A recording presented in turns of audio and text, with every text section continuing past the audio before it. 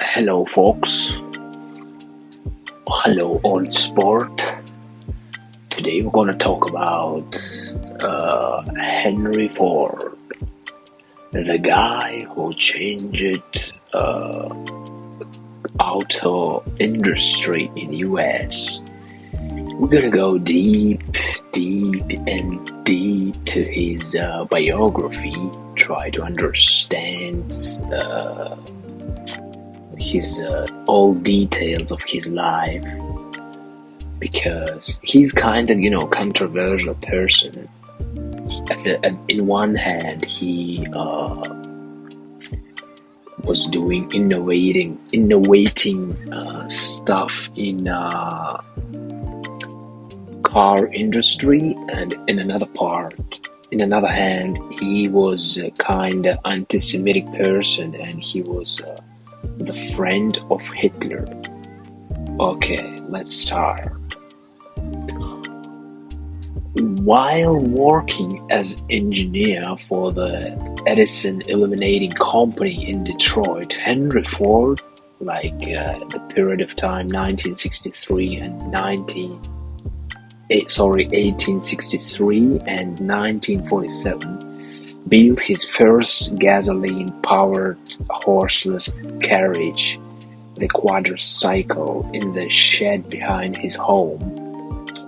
Okay. In 1903, he established the Ford Motor Company, and 5 years later, the company rolled out the first Model T. Interesting, why T? Maybe because it was Tesla?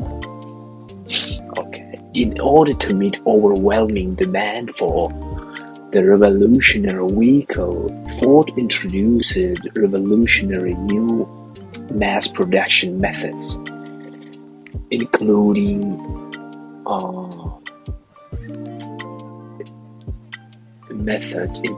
large production plants, the use of standardized interchangeable parts, and in 1913, the world's first moving assembly line for cars, enormously influential in the industrial world. Ford was also outspoken in the political realm. Ford drew controversy for his pacifist stance during the early years of World War I, and earned widespread criticism for his anti-Semitic views and writings. Okay, let's see to his early life and engineering career, okay? Born in 1963, Henry Ford was the first surviving son of William and Mary Ford, who owned a prosperous farm in Dearborn, Michigan. Yeah, his past was kind of simple, just a farm boy, and nobody couldn't predict that he gonna be this kind of technical engineering innovating person at the future. Okay. At 16, he left home for the nearby city of Detroit, where he found apprentice, sorry for my English, apprentice, I guess, right pronouncing, work as a machinist. No, choose which is right for you. He returned to Dearborn and worked on the family farm after 3 years, but continued to operate and service steam engines and work occasional stints in Detroit factories. In 1988, he married Clara Bryant, who had grown up on a nearby farm. Okay, let's make some observing this part of text. He getting practice in this kind of technical, machinist engineering stuff, and he getting married. Okay, kinda a classic story, I guess. Nothing special. Okay, well, what else we have? Did you know the mass production techniques Henry Ford championed eventually allowed Ford Motor Company to turn out one Model T every 24 seconds? Did you know the mass production techniques? Yeah, I heard about this a lot, that he was very good in this kind of manager, how they calling, managing stuff for make effective production, for make production faster. And as we see now, I can repeat I will repeat this line again.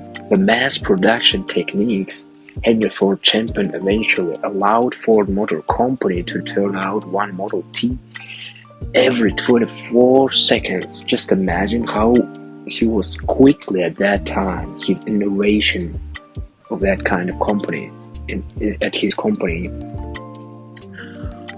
Okay, but it's kind of spoiler. Okay, let's continue read his background. In the first several years of their marriage, Ford supported himself and his new wife by running a sawmill. In 1981, he returned with Clara to Detroit, where he was hired as an engineer for the Edison Illuminating Company. Okay, he getting a job. Rising quickly through the ranks, he was promoted to chief engineer 2 years later. Okay. Around the same time, Clara gave birth to the couple's only son, Edsel Bryant Ford. Why only son? Only son is not enough or what? Okay, on call 24 hours a day for his job at Edison, Ford spent his irregular hours on his efforts to build a gasoline-powered, horseless carriage or automobile. In 1986, he completed what he called the quadricycle, which consisted of a light metal frame fitted with 4 bicycle wheels and powered a 2-cylinder 4-horsepower gasoline engine.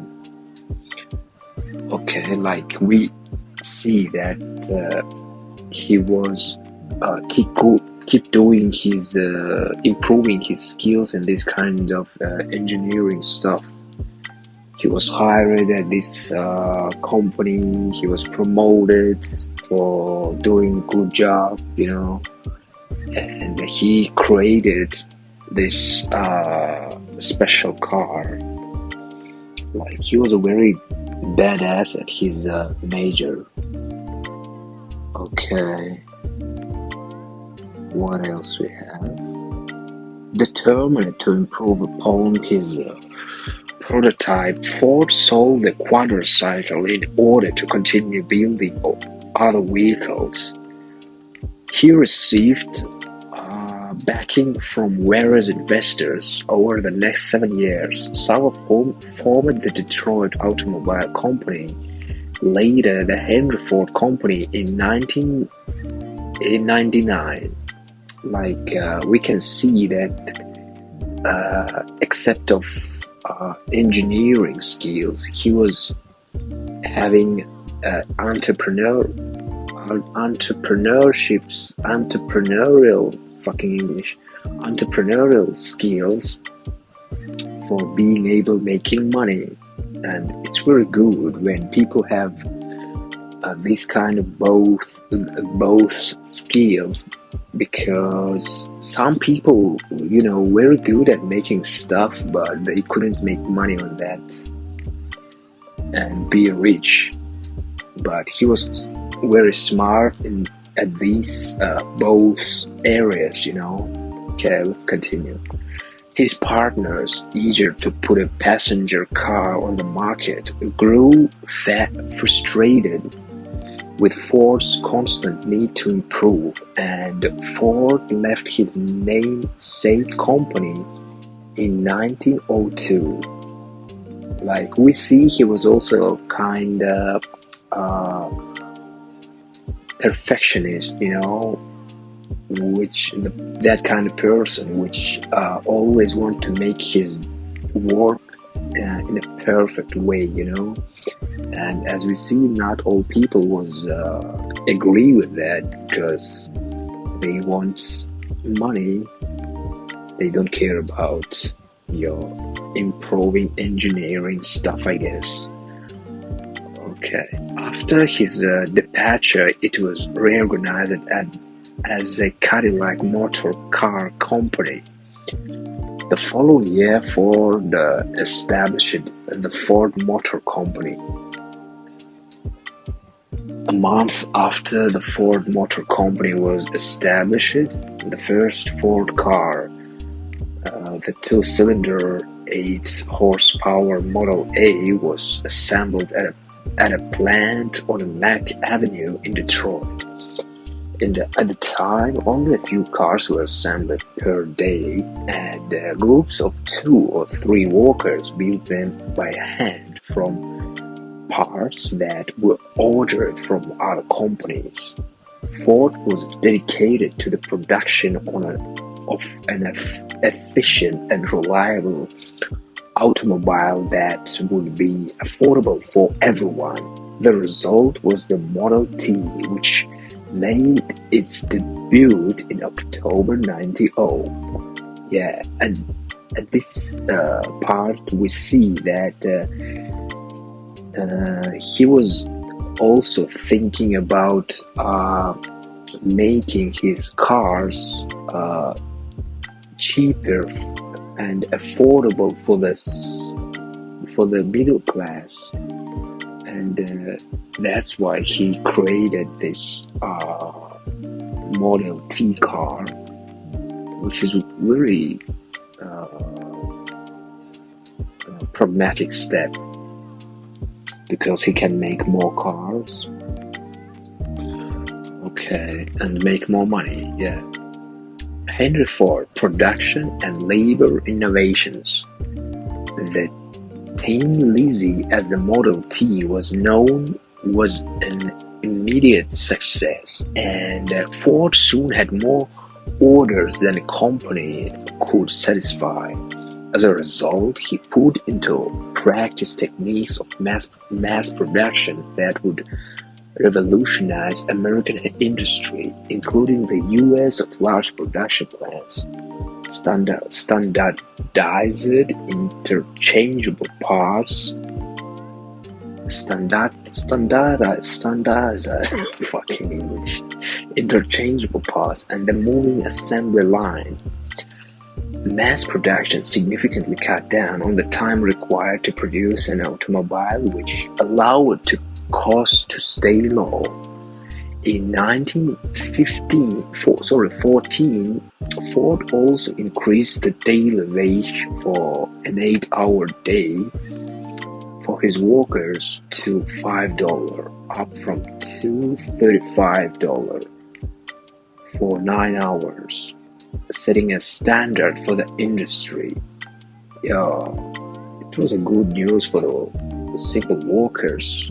He increased daily wage for the workers like 2 times. Like he wasn't, this kind of greedy person who just thinking about save money on everything.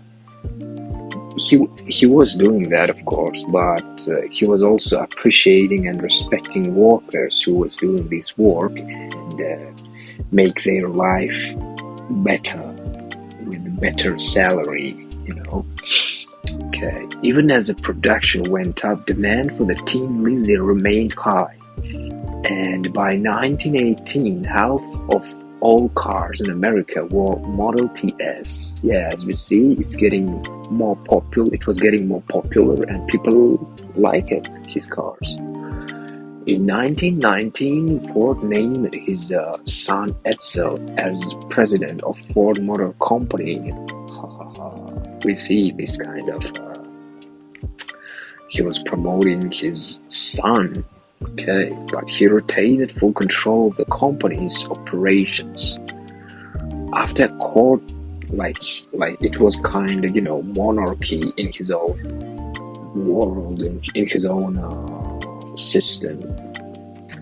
After a court battle with his stockholders, led by brothers Horace and John Dodge, Henry Ford bought out all minority stockholders by 1920. Yeah, we see that there was some controversy, disagreement with his partners, and he decided just buy their shares and say, get the fuck up. Yeah, get the fuck out, yeah. In 1927, Ford moved production to a massive industrial complex he had built along the banks of the river Rouge, in the Dearborn, Michigan. The plant included a glass factory, steel mill, assembly line, and all other necessary components of automotive production. That same year, Ford ceased production of the Model T and introduced the new Model A, which featured better horsepower and brakes, among other improvements. It sounds like the new version of iPhone, Okay. By that time, the company had produced some 15 million Model TS, and Ford Motor Company was the largest automotive manufacturer in the world. Okay, Ford opened plants and operations throughout the world. Oh, we see that his cars was getting popular not just in America, it was popular worldwide. Just imagine, he produced 15 million Model TS. It's crazy numbers. Okay, Henry Ford, later career and controversial views. The Model A proved to be a relative disappointment and was outsold by both Chevrolet, made by General Motors, and Plymouth, made by Chrysler. It was discontinued in 1931. In 1932, Ford introduced the first V8 engine, but by 1936, the company had dropped the number to number 3 in sales in the automotive industry. Despite his progressive policies regarding the minimum wage, Ford waged a long battle against unionization of labor, refusing to come to terms with the United Automobile Workers (UAW), even after his competitors did so. In 1937, Ford security staff clashed with the UAW organizers in the so-called Battle of the Overpass at the Rouge plant, after which the National Labor Relations Board ordered Ford to stop interfering with union organization. Ford Motor Company signed its first contract with UAW in 1941, but not before Henry Ford considered shutting down the company to avoid it. We see that he was at the beginning, and it was a long time when he was not agree with this kind of union of the whole, automobile workers union. He was deciding to be kind of separate of them. and but in the end of the day, he was agreed to join it to this union. We don't see the real reason. Maybe because he didn't want to be under the pressure and was just making his decision just by his own. We don't know. Okay. Ford's political views earned him widespread criticism over the years, beginning with his campaign against U.S. involvement in World War I. He made a failed bid for a U.S. Senate seat in 1918, narrowly losing in a campaign marked by personal attacks from his opponent. In the Dearborn Independent, a local newspaper he bought in 1918, Ford published a number of anti-Semitic writings that were collected and published as a 4-volume set called The International Jew. Though he later renounced the writings and sold the paper, he expressed admiration for Adolf Hitler and Germany, and in 1938 accepted the Grand Cross of the German Eagle, the Nazi regime's highest medal for foreigner. Oh, he was very He was supporting badly Hitler's regime and his ideology, which is not a good stuff for his reputation. Okay, let's gonna see the end. Edsel Ford died in 1943, and Henry Ford returned to the presidency of Ford Motor Company briefly before handing it over to his grandson, Henry Ford II, in 1945. He died 2 years later at his Dearborn home at the age of 83. Wow. As I said before, he was a really smart and great person who changed and improved the whole world car industry. But the fact that he was also involved with Hitler's ideology, it's not a good stuff for his biography, as we see. Okay, thank you for listening. Share your thoughts in comments below. Yeah, see you next time.